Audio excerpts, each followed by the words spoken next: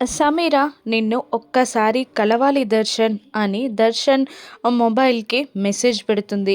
ఆ మెసేజ్‌ని ఆనంద భైరవి చదివేస్తుంది. నిన్ను ఒక్కసారి కలవాలి దర్శన్ అన్న మెసేజ్ చదివి జూబ్లీ హిల్స్ టెంపుల్ అని సెండ్ చేస్తుంది ఆనంద. అప్పుడు సమీర ఆనందంగా నీకిష్టమైన రెడ్ డ్రెస్ వేసుకొనొస్తాను దర్శన్ అని మెసేజ్ పెడుతుంది. ఇక ప్లాన్ ప్రకారమే ఆనంద, శరణ్య దర్శన్ డ్రైవింగ్ చేస్తూ ఉండగా వెనకాల కారులో కూర్చుంటారు.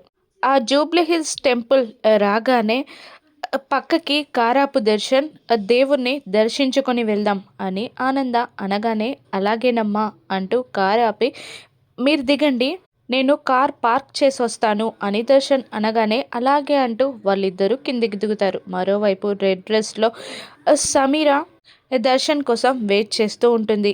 నిజంగా సమీర వచ్చిందంటారా అత్తయ్య అని ఆనందని శరణ్య అడుగుతూ ఉండగా రెడ్ డ్రెస్లో వెయిట్ చేస్తానని చెప్పింది కదా వచ్చే ఉంటుంది చూద్దాం పద అంటూ మెల్లిగా వెతకడం స్టార్ట్ చేస్తారు. ఇక టెంపుల్ పైన సమీర రెడ్ డ్రెస్లో నిలబడగా అది తెలియక రూపం మారిపోవడంతో సమీరాని గుర్తుపట్టలేక ఆనంద శరణ్య ఇద్దరు పక్క నుండే వెళ్తూ ఉంటారు. ఆనంద శరణ్యని సమీర చూసేస్తుందా?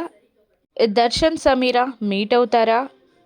రూపం మారిపోయిన సమీర ఎలా ఉంటుందో ఆనంద శరణ్య తెలుసుకోగలరా? ఏం జరుగుతుందో రాను ఎపిసోడ్స్లో చూద్దాం. Thank you for watching.